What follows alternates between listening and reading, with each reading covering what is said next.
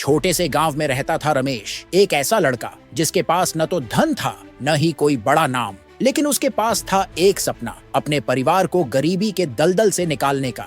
रमेश की माँ हमेशा कहा करती, बेटा, इंसान की मेहनत ही उसकी असल दौलत है। यह बात रमेश के दिल में घर कर गई थी, जैसे पर्सी शैली की वो पंक्ति जो उसने अपनी माँ से सुनी थी। रमेश हर सुबह उठता, खेतों में काम करता और रात को दिए की रोशनी में किताबें पढ़ता। गांव के लोग उसका मजाक उड़ाते, किताबों से क्या होगा रमेश, जो गरीब थे वो और गरीब हो गए हैं। लेकिन रमेश ने सुना अनसुना कर दिया। उसे याद थी शैली की बात, हम जितना ज्यादा पढ़ते हैं उतना ही अपनी अज्ञानता से वाकिफ होते हैं। वह जानता था कि पढ़ाई ही उसे उस अंधेरे से बाहर निकालेगी जिसमें उसका परिवार फंसा था।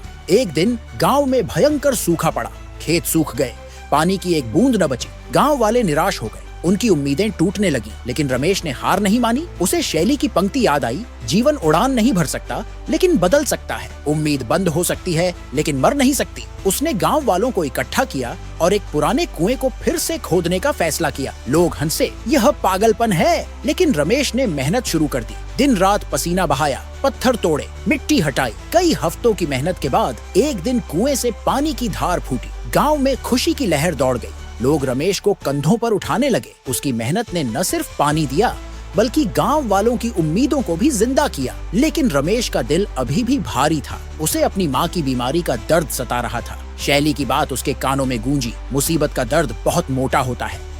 उसने फैसला किया कि वह अपनी माँ को बचाने के लिए और मेहनत करेगा। रमेश ने गांव में एक छोटी सी दुकान खोली। दिन में काम, रात में पढ़ाई। धीरे धीरे उसकी दुकान चल निकली। उसने अपनी माँ का इलाज करवाया और गांव के बच्चों के लिए एक छोटा सा स्कूल भी खोला। वह जानता था कि खून में सने हाथों से भी ज्यादा बुरा होता है पत्थर का दिल। उसने अपने दिल को कभी पत्थर नहीं बनने दिया। वर्षों बाद जब रमेश गांव का सबसे सम्मानित व्यक्ति बन चुका था, उसने एक रात अपनी डायरी में लिखा, ना तो भविष्य का डर होना चाहिए और ना ही अतीत के लिए रोना चाहिए। वह समझ चुका था कि जीवन की असल धुन वही है जो उदासी को भांप लेती है। जैसे शैली ने कहा था, हमें वो गाने सबसे ज्यादा पसंद आते हैं जो हमारी उदासी भांप लेते हैं।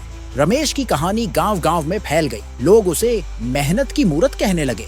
उसने साबित कर दिया कि इंसान की मेहनत ही उसकी असल दौलत होती है। और इस मेहनत ने न सिर्फ उसका जीवन बदला बल्कि पूरे गांव को एक नई रोशनी दी। अंत में एक सबक, रमेश की तरह अगर हम भी अपने सपनों के लिए मेहनत करें तो कोई भी मुसीबत हमें नहीं रोक सकती। जैसा शैली ने कहा, मूर्ख वही है जो अपने ही बनाए नियमों का पालन करते हैं। अपने नियम खुद बनाओ और मेहनत के साथ अपने सपनों को हकीकत में बदलो।